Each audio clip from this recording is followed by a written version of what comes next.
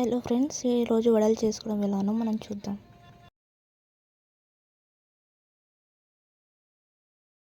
ముందుగా మనం ఒక గిన్నెలో మినపప్పును తీసుకోవాలి.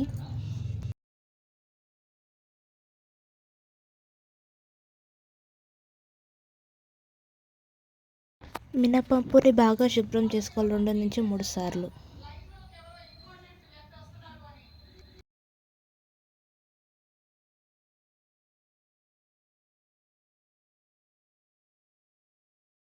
మనం ఈ మినపప్పుని 2 లేదా 3 గంటలు నానబెట్టుకోవాలి. నానిన మినపప్పుని ఒక మిక్సీ జార్లోకి తీసుకొని మిక్సీ వేసుకోవాలి.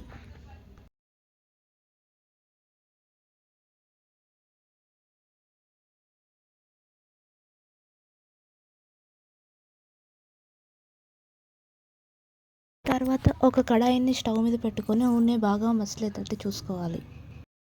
ఇప్పుడు మనం మిక్సీ వేసిన బ్యాటర్లోకి ఆనియన్స్, పచ్చిమిర్చి, సాల్ట్ వేసి బాగా కలుపుకోవాలి. ఆ బ్యాటర్ని లైట్గా ప్రెస్ చేస్తూ హోల్ పెట్టుకొని నూనెలో వేసి వేయించుకోవాలి.